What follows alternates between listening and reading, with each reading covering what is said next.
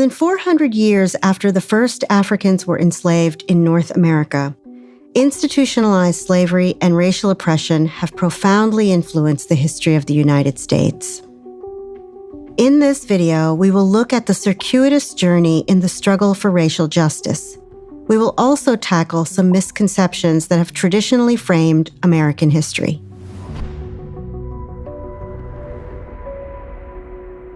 One of the most common misconceptions is that 3.9 million enslaved people in the U.S. accepted slavery without resistance. This is not true. But activism against slavery was extremely dangerous. Federally sanctioned structures protected the institution of slavery, fugitive slave laws expanded federal policing power, and the Dred Scott Supreme Court decision denied the legality of Black citizenship. Despite this, it's believed that by the 19th century, many enslaved African Americans organized up to 300 revolts and acts of resistance. Today, some people erroneously associate the abolition of legal slavery with powerful white leaders. But it is important to recognize that in reality, it was the efforts of free and enslaved Black people that caused the course of U.S. history to fundamentally change. Leaders such as the formerly enslaved Reverend Henry Highland Garnett, who, in his famous speech to the National Negro Convention, shocked delegates when he urged enslaved people to revolt and seize their freedom. And others, like Harriet and Lewis Hayden, who had escaped from slavery, became leaders in Boston's abolition movement, sheltering hundreds of freedom seekers in their home. Leaders like Frederick Douglass pressed the government to allow Black men to fight in the Civil War. And by the end of the war, Black men made up approximately 10% of the Union Army.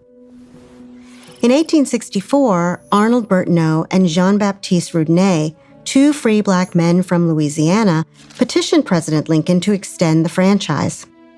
Black leaders increased the pressure to make more permanent political and legal change. After the Civil War, a series of constitutional amendments were ratified.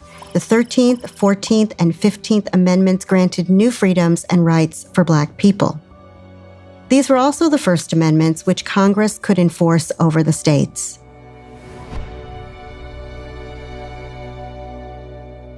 During the Reconstruction era, radical Republicans continued to push additional laws through Congress. But former Confederate states fiercely opposed them, fighting to preserve their slave-based economies and culture. Despite this, Black leaders in the South continued their efforts. Between 1865 and 1876, more than 1,500 Black men held positions of power in state and local governments throughout the South. 16 Black legislators were elected to serve as members of Congress, and more than 600 were elected to state legislatures. But just as Black communities were becoming better represented, Reconstruction was stopped in its tracks. It is important to recognize that Reconstruction did not fail. It was actively sabotaged by many former Confederates, Southern Democrats, and white supremacists. By the 1870s, the white supremacist organization, the Ku Klux Klan, was active in every Southern state and used violence and intimidation to keep African Americans away from ballot boxes and to destroy successful Black businesses. It's estimated that over 4,000 individuals, including women and children, were publicly lynched. In the contested presidential election of 1876, Southern Democrats agreed to support Northern Republican Rutherford B. Hayes if he agreed to relinquish power to Southern state governments and to withdraw the U.S. Army from formerly seceded states. Hayes did just that, rolling back policies and practices of the Reconstruction era, erasing much of the progress that had been made. The federal government essentially opened the floodgates for states to pass discriminatory laws.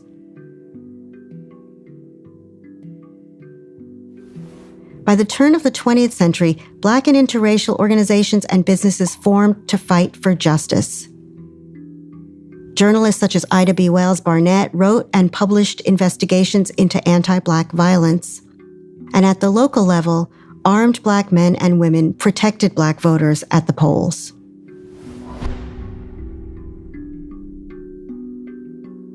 In July 1917, the NAACP organized one of its first collective actions, the Silent March, where approximately 10,000 people marched down Manhattan's Fifth Avenue to protest against lynching. With the outbreak of World War I, Black communities were faced with the difficult decision of whether to serve their country. Could they use their service as a political strategy? Ultimately, over 380,000 Black people served in U.S. military units during World War I. And during World War II, Black soldiers were recognized for fighting with distinction, even as they endured continued racism. In the 1940s, Black veterans applied pressure to help bring an end to military segregation. In addition, the NAACP pivoted to using the legal system to end segregation in higher education and eventually in public schools. In the 1950s, the new medium of television brought the movement into homes for the first time. By the 1960s, viewers, notably white middle-class Americans, were exposed to the violent reactions of authorities to peaceful protest. They witnessed the Montgomery bus boycott and the Children's March of 1963 protesting segregation. In 1964, Fannie Lou Hamer's nationally broadcasted speech at the Democratic National Convention brought the issue of voter suppression to the political forefront. By now, social, political, economic, and legal pressures were creating a confluence of forces to drive change. Activist strategies, from abolitionism through the civil rights and Black Power movements, continue to serve as important tools for those fighting to expand democratic rights. The struggle for equality for all continues today.